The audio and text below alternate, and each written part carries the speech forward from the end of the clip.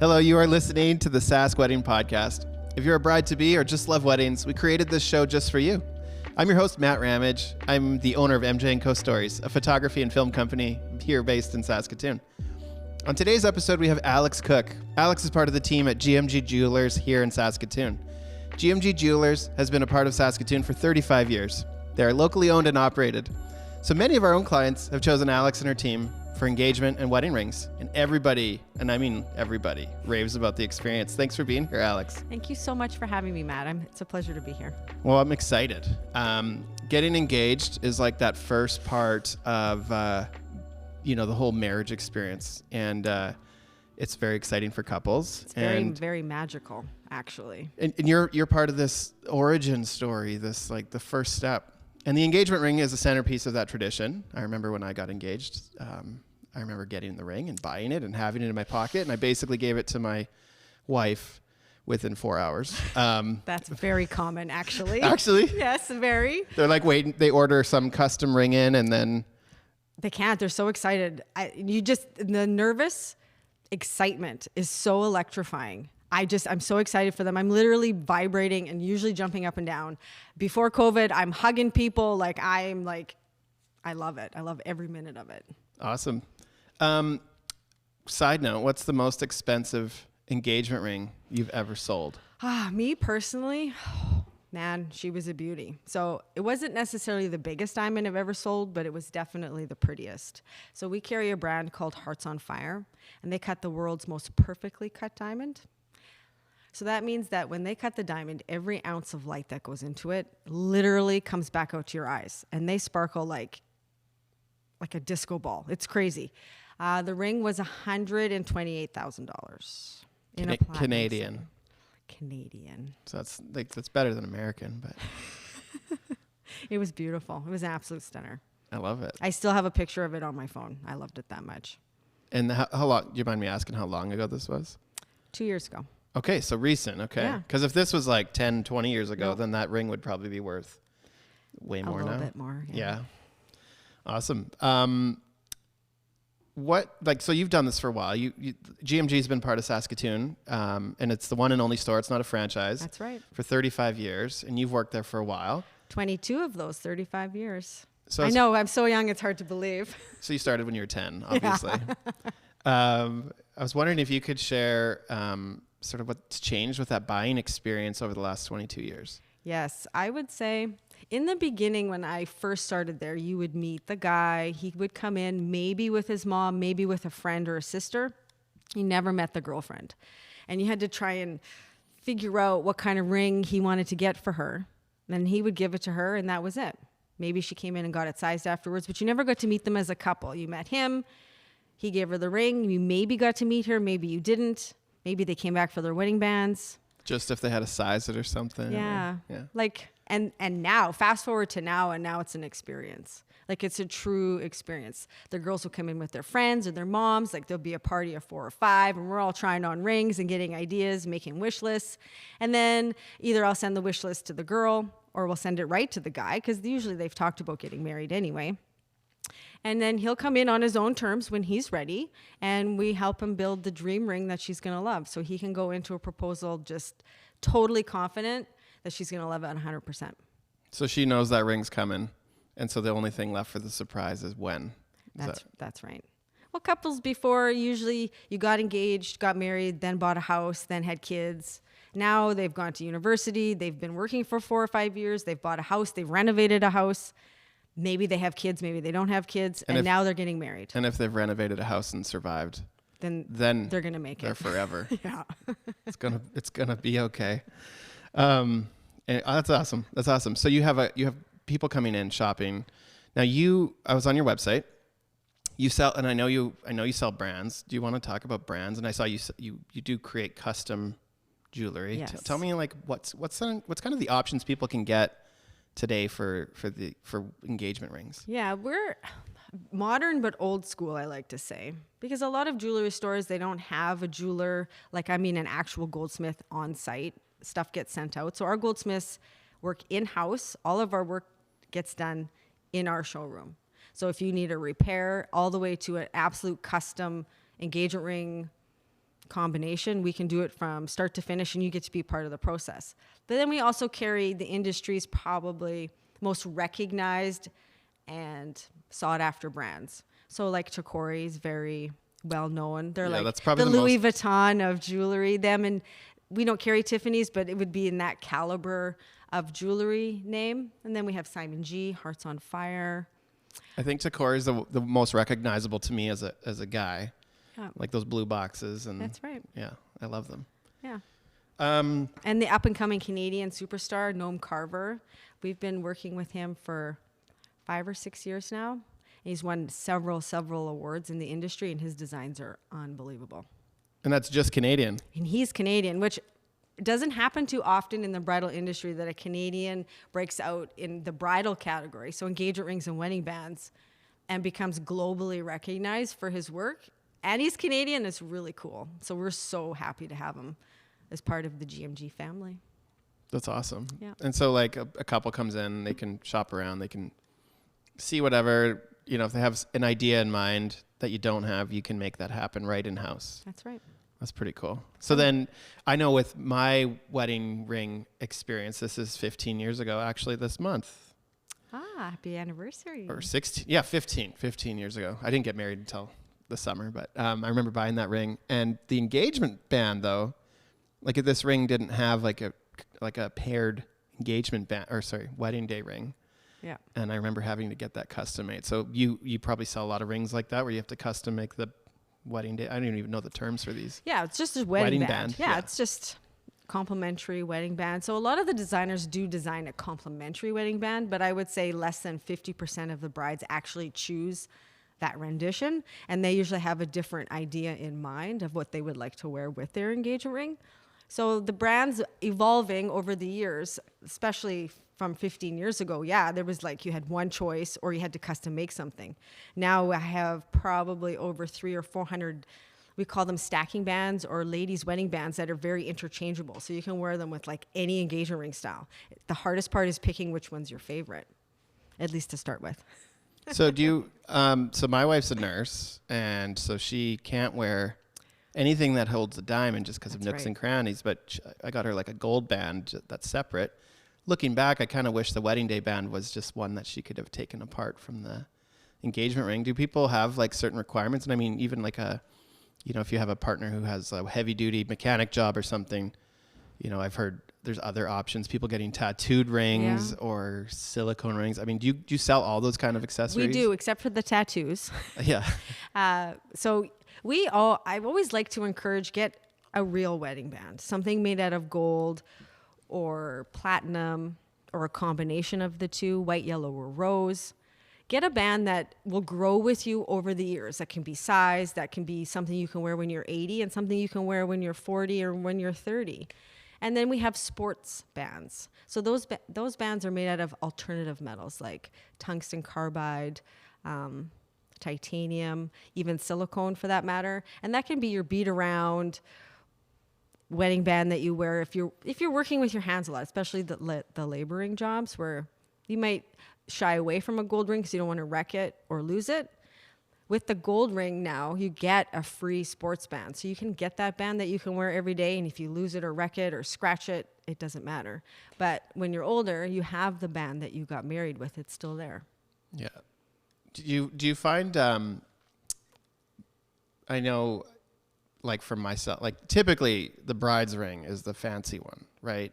Mm-hmm. Do you find guys more and more are wanting fancier rings? Yeah, I would say. Yeah? Yeah, there's a little pocket of those that like a little bit of diamond or at least a cool pattern or something intricate that makes the ring a little bit more unique or special to them. So we have a wedding band company that we work with that has over 1 million different combinations of wedding bands we can put together. You can have inlaid dinosaur bone if you want. Like actual dinosaur bone? Like actual dinosaur bone. That's pretty cool. I know. So we can make anything possible. Well, let's talk about trends. Sure. Because trends come and go. I mean, when I got my ring and my wife got hers, I remember I'm dating myself 15 years ago, but white gold was the thing, which I don't even know what that means. I feel like it's just silver or something or plated or something, but You tell me. No. You tell me. I don't know any of the science behind metal and rings and diamonds. What kind of trends are we seeing? Sure, I can give you the sort of the Coles notes. Catch me up. Sure, with gold. So in the beginning, when I first started at GMG, everything was like 80% yellow gold with just a splash of white gold. And then now fast forward 20 years, and I would say 80% of the showcase is white gold with a split between now rose gold and yellow gold. But trending right now for the last 2 or 3 years, is yellow gold. Yellow gold's coming back full force. How do you feel about that? I mean, I love it. I love yellow gold. It's rich and luxurious. It's timeless and it lasts forever. So a little bit of how white gold and rose gold are made. All gold comes out of the ground yellow. There's no such thing as white gold from the ground or rose gold from the ground. So they take that pure yellow metal and they blend it with other metals, creating different colors. So with rose gold, you're going to take that pure yellow gold and blend it with some copper, and it's going to turn it pink. So voila, you have rose gold. I did. So copper's like copper color, obviously. Yeah. So that with the yellow creates a pink. There Cool. might be couple of special metals in there that I wouldn't be at liberty to discuss. It's probably Proprietary. Yeah, the blends are by designer. So each designer, some designers are a little bit more pink. Some designers, rose gold's a little bit more on the yellow side. So it just depends on their blend. And then with white gold, it's the same thing. So you take that pure yellow metal and you bleach it out with other white metals like nickel, zinc. There could be a little bit of silver or copper in there. Like we're talking very small amounts. But then they bleach out the yellow gold, creating a white gold. But white gold has a yellow undertone to it because it's not naturally a white metal like, say, platinum is. Platinum comes from the ground pure white. So it's eternally white forever. It requires no maintenance, no plating, no nothing. White gold, we want it to look like platinum. That's the reason why they created white gold, really, is that it could mimic platinum but be less expensive than platinum was a long time ago. But they would put a plating on it to give it an even whiter, brighter color on the top side of it. So eventually that plating sort of wears down as you wear the ring, and then you're left with the natural color of yellow gold or of white gold, which is kind of got a yellow undertone to it. Now you can have it replated whenever you want, but it's maintenance, really. Okay, so it's like Maserati is like a cheaper Ferrari. Yeah. And white gold is a cheaper platinum. That's right. You get the same look, but for a less cost. But fast forward now, platinum, if you a metal watcher, like to watch the markets, gold has been doing very, very well since COVID. I hate referring to COVID for everything, but it's true. And platinum is sort of softened in price a little bit. So now the price difference between a platinum ring and a white gold ring is not as great as it used to be. So we're having a lot more benefits to getting the platinum now because the price is not so restricted. It's not out of people's price ranges anymore. Well, I'm learning something here, which I'm liking. Let's talk about diamonds. Yes. Because diamonds are a girl's best friend. Yes. And I love as a photographer the sparkly diamonds. Mm-hmm. We have this one video actually, and just by the way it was filmed and the way the sun hit it, it actually like put a little sparkle right in the camera, more than I've ever seen before. She probably has a Hearts on Fire diamond. Yeah, I should go look for it and ask her. But I remember that moment, and I was like the sparkle is what makes a diamond like very pretty. I remember when I was buying, you could buy different grades, and now you can get lab-grown diamonds. That's right. So do you want to share about all of that? So, yeah, absolutely. So lab-grown diamonds aren't actually a new product. They're just more popular now than where they were 5 or 6 years ago. And the price of them, just like the platinum versus the white gold, the price of them has also softened, making them a more realistic item for somebody who wants something bigger, but for a less price. So let's back up. Natural diamonds come from the ground. They're over 300 million years old. So we're talking about plant life, animal life, under the Earth's pressure, forming carbon. That carbon turns to a crystal. We mine the crystal. It goes for processing, cutting, polishing, and voila, we have a diamond. Lab-grown diamonds are the same thing, but recreated in a lab setting. So basically, you take like a little seed diamond, put it in a chamber. I'm just making it simple. Put it in a chamber for a lack of better terms. And they grow the crystal under the same heat and pressure conditions the Earth would take 300 million years to do, but they do it in like 2 or 3 days. So they grow the crystal structure. So chemically, they're the same. A lab-grown diamond and a natural diamond chemically are the same that way. And then they cut and polish it just like a natural diamond would be done. And voila, it's on the market. So you've done this for 22 years, you said? Yeah. Can you tell the difference? Like by the naked eye? No. Can you tell the difference? I really can't. They have perfected the art of growing them so well that we actually, to protect ourselves in the industry, have had to buy very, very expensive equipment that we can test them in is the only way to tell the difference between a natural and a lab-grown diamond. And what do you think? What's your thoughts on it? Do people want a bigger diamond? Like if they're going to spend X amount of dollars. Mm-hmm. So if you have $1 to spend and you can get a 2-carat diamond versus a 1-carat diamond, depends on your audience, but sometimes the 2-carat size is going to win. I always like to explain the benefits or any drawbacks, if there is any, to everything straight up front, whether you want to go white gold or platinum, so you can make the best decision that works for you. I think there is a place for the lab-grown diamonds in the market for sure, just like there's a place for the natural diamonds. And I think it's just very intimate with the customer, which is going to work best for them because there's no wrong choice. I don't think there's a wrong choice. It's just have all the information and make the best choice for you. Now, here's one other question. Yeah. Lab-grown thing. Okay, so maybe you didn't know this. This is a funny story. It's about when refrigeration became popular in the U.S. Typically, they would have gotten ice from lakes and ponds and reservoirs. Mm-hmm. They couldn't make it because they didn't have a freezer. And then, so there was like a whole industry of getting ice blocks and selling them.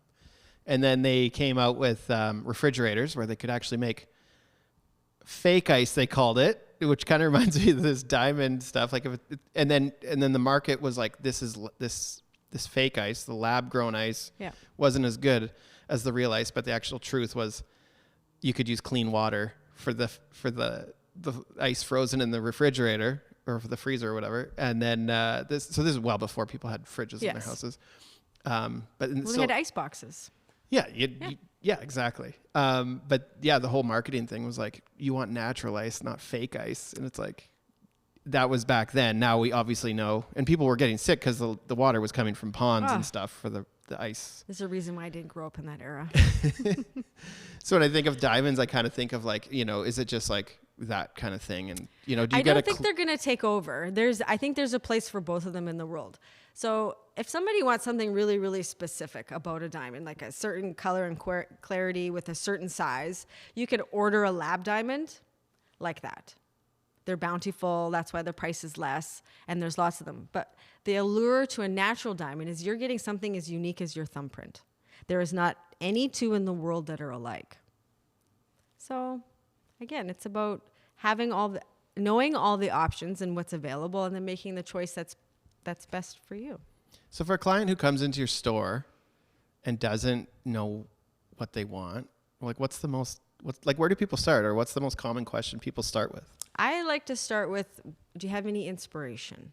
Has she sent you any inspiration on anything that she likes? One question at a time. It's really just about uncovering what they already know. And guys know way more than they admit sometimes. I'll be like, do you know her finger size? And they might say no at first, but then it's like, oh, well, she was trying on some of her friends' rings and they said it was this size, so she's probably close. And then girls have Pinterest and there's Instagram, and they're always sending pictures back and forth. So I start with inspiration. Give me something that inspired your girlfriend, like what does she like? And then we sort of start from there. And then I show them similar styles and we talk lots. I really like to get to know my clients. I want to know how they met, what their love story is, what they're planning on doing in the future, where they work. Not because I stalk them. I just like to know about them and their personality. Is she a nurse? Is she not a nurse, like your wife? Nurses can't always wear their rings to work, depending on, I think, maybe where you work in the hospital or what field of nursing you're working in. So you got to take all these things into account when you're helping them pick the perfect ring, if they didn't already come in together. And then you go from there. Like, if I'm assuming some people, don't have any clue, you just ask them what they With like. the cold in the case. sweat coming into the store. Yeah. I love it. I love the nervous excitement the guy takes when he walks in, and you can tell he's never been into a jewelry store before, and he's maybe a little bit nervous and a little bit shy. So I always try to make it fun and exciting, get people laughing and talking. Like, I'm very comical. My hands are always flailing around in the air. And I like it to make it super fun so that they're really comfortable coming in anytime they want. If they have any questions, they can reach out. They can text, email, call anytime they want, and ask lots of questions. What do you think's more intimidating, going and buying lingerie, or buying a wedding ring? I've gone lingerie shopping with guys on request because they don't know what to do, and I would say bras and panties might be more intimidating, to be honest with you, because there's too many things to know. But if you get a really good associate at a store that really knows their stuff and knows how to nurture those guys, the experience could be so great, he'll be doing it all the time. I think it really depends on where you go sometimes. So people come in nervous and then they leave. What's your goal? High-fiving usually. Well, that's good. Yeah, the goal is to get the perfect ring for the girl so he looks like a superstar, she's happy, and they can move forward with their lives. And for me, it's just the beginning, because then we get to talk about wedding bands and then anniversary gifts. And then if they have children, like presents for the children. Oh, I love the whole love story. I've had couples. Okay. Tell me your favorite Where story. I helped the couple get engaged 20 years ago. Fast forward, been married for 20 years. Kids are now 19, 20, and they're coming in looking at engagement rings with their boyfriends and girlfriends. And then I'm helping the parents pick out the perfect 20-year anniversary gift. Like, how cool is that to be a part of their family and those moments for the last 20 years? Do you ever forget a ring? Like when they walk in and you see their finger sparkling, I know it.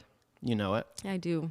I have an uncanny, they call it I have a Rolodex in the back of my brain at work, and they'll just show me a picture of a ring, and it'll all come back. I'll be like, I know when they got it. I'll usually know some detail about their life, if they have kids or not, where they work, maybe where they got married. I don't know why, but it just seems to trigger my filing cabinet back there, and I can just pull their file forward and be like, yep, I got it. So I love it though. This is what I was meant to do, and I'm so happy to have been able to have found GMG, and they, and grow with them and be with that store, because it's amazing. I think that's a pretty cool testament to just the industry and what you like, the part you have played in it. And I'm sure that has contributed to all of our clients who've gone there just loving you and the team. And yeah, I think you could probably relate. You love what you do. You can see it in the way you talk about I don't even call it work, but what you get to do every day for a living, your couples that you remember. It probably doesn't take much to trigger a memory from a photo shoot from a wedding you did 10 years ago. No. Then I'll remember the day, and I'll remember the weather and the setting. And see, so if you're lucky enough to go shopping somewhere and you meet somebody who's that passionate about their job, it makes a world of difference. Yeah, I have a couple who's kind of had COVID issues as far as like rescheduling and everything, and now their wedding was in 2020, and now they still want to do the reception. Everybody else who's planned to do a secondary reception has what's the word? Basically decided not to. They're like, the first wedding was actually fine. I don't need the second one.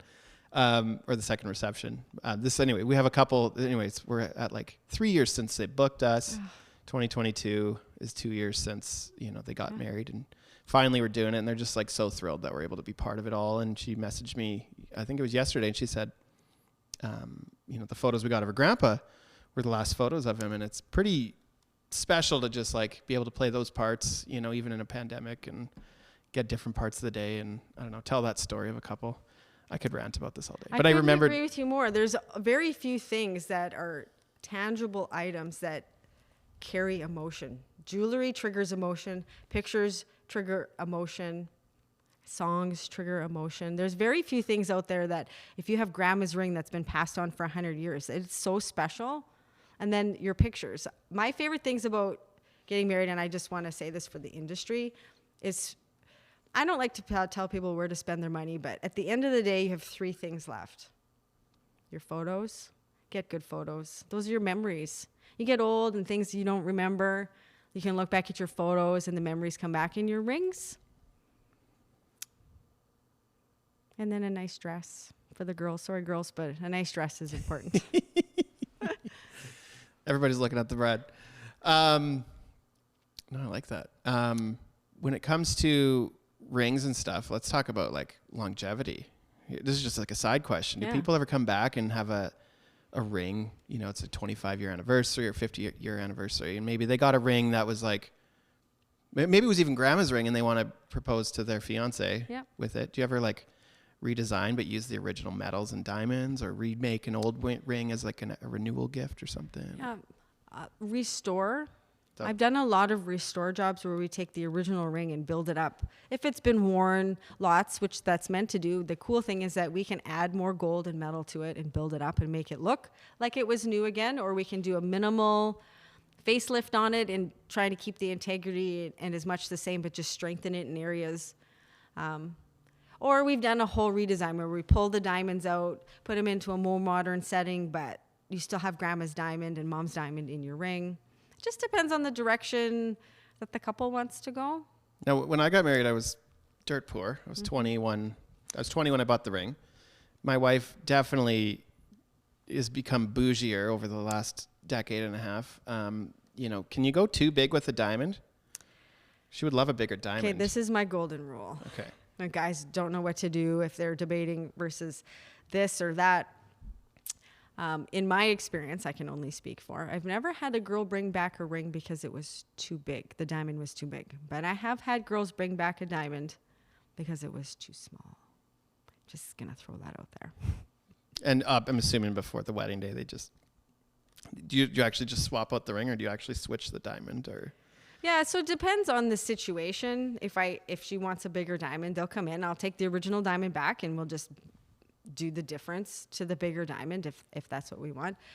It happens less and less now because couples are way more about getting married and talk about engagement rings now ahead of time than what they used to do a long time ago. So you see a little bit less of that, but every once in a while, maybe it's they're in school still and they're going to get engaged and they didn't have as much money, but then by the time they're getting married, if it's a year or two later or by the 5th anniversary, he's often wants to upgrade her ring. So it happens. Yeah, I'm like, it's in the back of my mind. I should get it. I'd love an upgrade. I'm not sure when. I know it will happen. I know where you could go. I know where to go. I already know. It's GMG, if you didn't know. If you could tell every couple one thing when they're starting this process, or every couple should know starting before they even start looking online or shopping around. It's probably the golden rule. Communicate with each other. If you have expectations or don't have expectations, but be genuine about, I don't care what you get me, I'm going to love anything, then cool. Then she really will. Or if you have, I really like an oval shape or an emerald cut shape, just voice what you like. Guys they're listening. They want to get you something you're happy with. You're going to wear this ring, hopefully for the rest of your life. It should be something you love. I always kind of compare it to a guy, like if you're going to spend $20,000 to $60,000 on a vehicle, on a truck you're going to drive every day, would you send your wife? For only 5 to 10 years. That's right. Rings last way longer, I'm just saying. Anyway, you wouldn't go send, like your wife usually, to go pick out the truck, spend the money, and then you have to drive it. What if she didn't pick the options that you wanted or the color you wanted? So communicate with each other. Yeah. And then at least for our GMG, we really do our best to communicate with you and find out all those answers so we can make the perfect ring. We don't want her to be disappointed. And the whole point at the end of this is like, it's a token of love. It's a token of like, it is. It's a memento of, intention. it's the engagement ring is the intention of marriage and your wedding band is the commitment. That's kind of how Maximilian, that's how engagement ring started with Maximilian proposed to, I think it's Amelia. Ooh, I'm rusty on her name. Anyway, he had a ring made for her with her initial on it, and to betroth her, gave her this ring. And that's what started, indirectly, he didn't know it at the time, but that's what started the engagement ring process. Fast forward 2,000 years, and here we are. But yeah, Maximilian gave a ring with an initial on it to the love of his life to sort of secure her, like to show her, I want to be with you forever. And then voila, here we have engagement rings and wedding bands. It's pretty cool. The history of jewelry is unbelievable. It is funny that we put. I mean, I love the idea of these mementos of life, and like I look at my wife's ring, and I look at my own even, and I like. It is not even about the metal or the diamonds. It's about like what it meant and how. Actually, for me, it meant for me to buy my wife's ring at the time was like. It was the most expensive thing I think I bought at the time. Yeah. And house, cars, and rings are the most expensive things. Yeah. And I'm sure if I was to do it again today, like if I met my wife yesterday and was wanting to propose, like, you know, that was a significant piece of my income. Side note, is there any rules on how much you should spend? Or is it just as much as you want? There was something said years ago that it's 3 months salary, but it's really not a realistic thing. Mostly because how big a ring do you really want? Like we're talking, some people, if you spent 3 months salary on a ring, the ring would be so huge. I don't even know if anybody would wear it. Like it just wouldn't be realistic at that point. So I think it just has to be a comfortable amount. I don't need anybody to go without eating because they need to buy a ring, but you know. But it's just the gesture of it. And I love the idea of these little pieces in life that, you know, they just become something so special. Like grandma's ring, it has nothing to. It's probably the smallest diamond you've ever seen. That's right. Usually it is, but it's the fact that you saw your grandma wearing that ring, and then you saw your mom wearing that ring, and now you get to wear that ring. I have a ring like that. My grandma recently passed in December, and I was really close to her.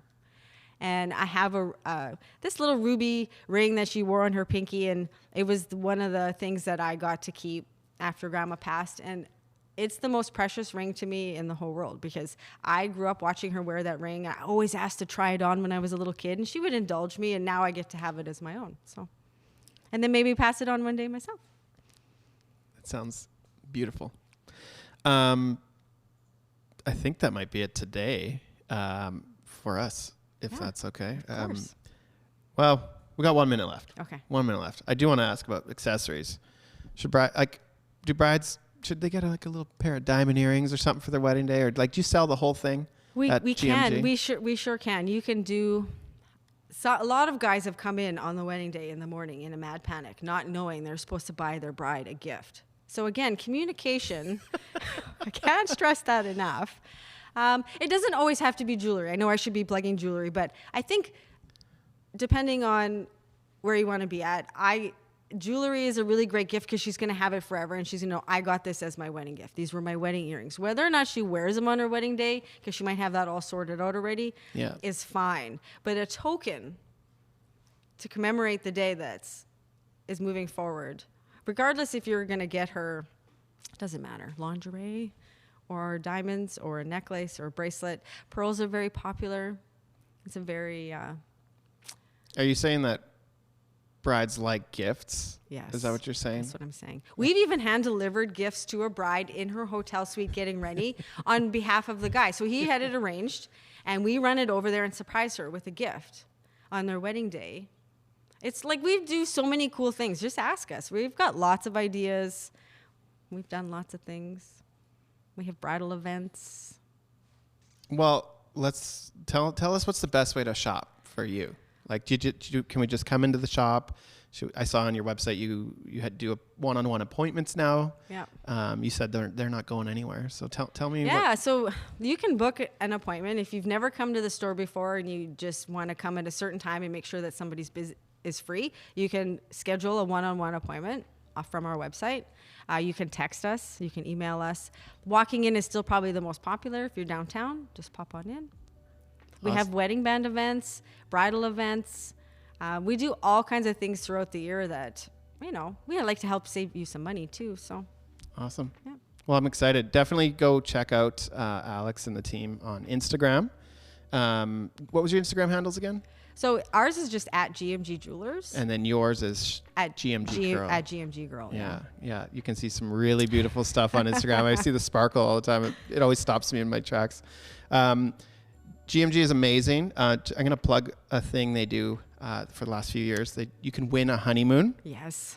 And one of our clients actually won it this past year. So That's they're so exciting. they're banking it. They can't travel right now, but they're banking Yeah. it. So when they're ready, we're ready. yeah, I can't wait. So exciting. So exciting. Well, thanks so much for being here on the show, Alex. Thank you so much for having me. Privileged to have you and learn a little bit about this experience. Yeah. Okay, we'll chat soon. Sounds good.